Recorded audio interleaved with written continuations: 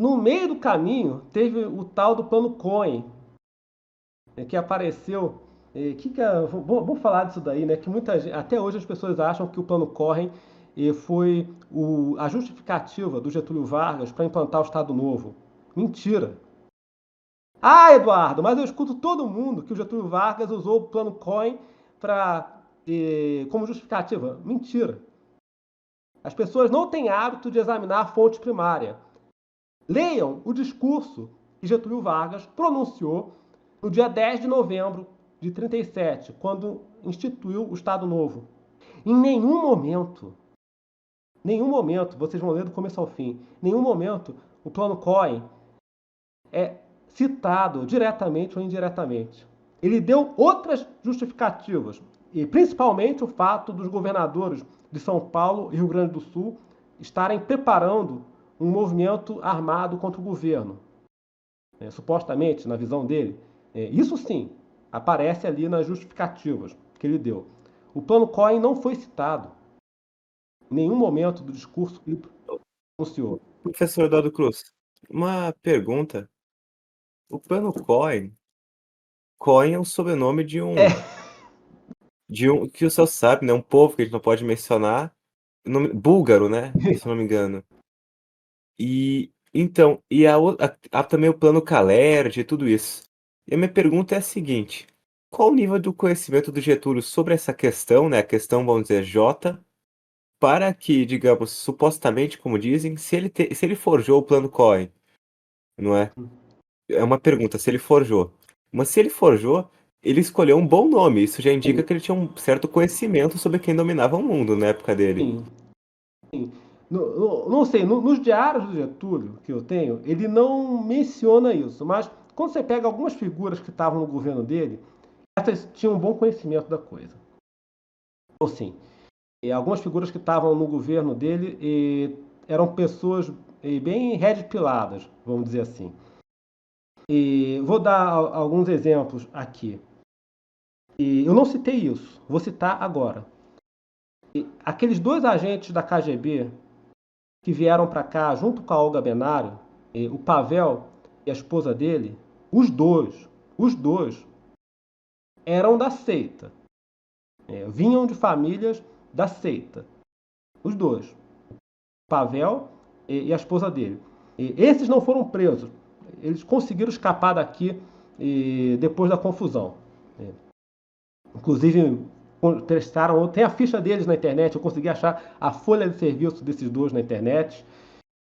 E você também teve um episódio, e esse é menos conhecido, de um grupo de pessoas dessa tribo que foram presas aqui no Brasil em 1936 ou 37, envolvidas com atividades comunistas. Isso saiu no jornal, eu tenho os recortes, eu ainda não aprofundei a investigação, mas eram pessoas dessa seita de origem polonesa que foram presas pelo DOPS em 36, 37.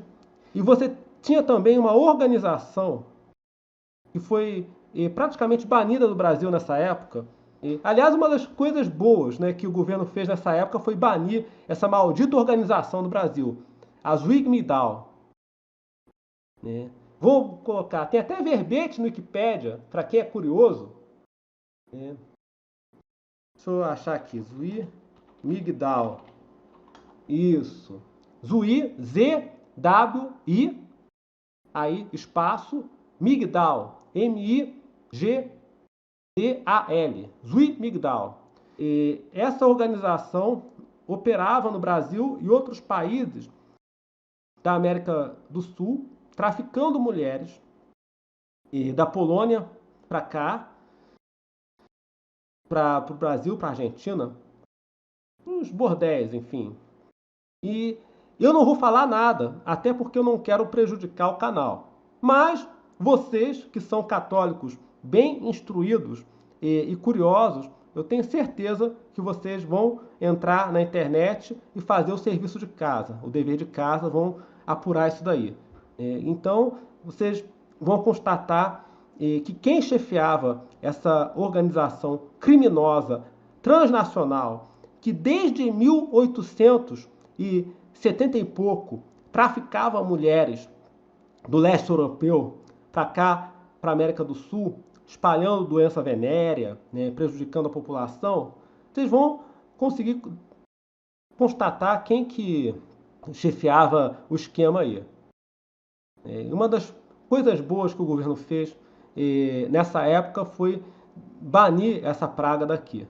A polícia, né, enfim, o DOPS, começou a pegar no pé da Zuignital e ela picou a mula daqui. Então, eu não sei se o Getúlio, pessoalmente, ele sabia dessas coisas, né? Enfim, e principalmente, né, se ele tinha a dimensão teológica desse confronto, né? Uma coisa é você saber da questão, outra coisa é você ter uma concepção católica tradicional que te faça entender a dimensão teológica do confronto. Porque é aquela história, eu vou falar aqui, meus amigos, os nacionalistas, eles só entendem metade da história. Para você entender a coisa toda, você tem que ser católico tradicional. Aí sim, consegue compreender a dimensão teológica desse confronto. Me corrijam os padres da tradição se eu estiver enganado. Mas tem toda uma bibliografia católica reacionária a respeito desse assunto que eu posso indicar depois. 30 títulos, mais ou menos, de autores católicos do século XVIII, XIX, XX, tocam nessa questão. Então, eu não sei, eu acho que o Getúlio até sabia dessa questão, mas eu não sei se ele estava ciente da dimensão total. Acho que não estava, porque se tivesse, ele seria católico. Não era. É nacionalista. E nacionalista, geralmente, só entende metade da história. Para entender tudo, você tem que ser realmente fazer o percurso todo e ser católico e tradicional, ou seja, aos moldes anteriores ao Concílio Vaticano II. Você tinha pessoas no governo dele, tinha um general lá, que eu não estou lembrando o nome, que deu uma entrevista impressionante a respeito do envolvimento do comunismo, da maçonaria com essa turma aí do chapéu, enfim. Estou tentando lembrar o nome dele, mas eu não tenho o nome dele aqui. Deixa eu ver.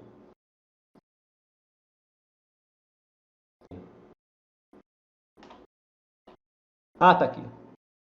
Ó, cadê? Aqui. O general Azambuja Villanova. Ele deu uma entrevista no dia 23 de outubro de 1937, ou seja, um pouquinho antes do golpe do Estado Novo. E nessa entrevista ele falou do envolvimento da maçonaria, do comunismo, com essa turma aí. Entrevista impressionante. Então ele estava bem antenado com as coisas. Não sei se todos estavam,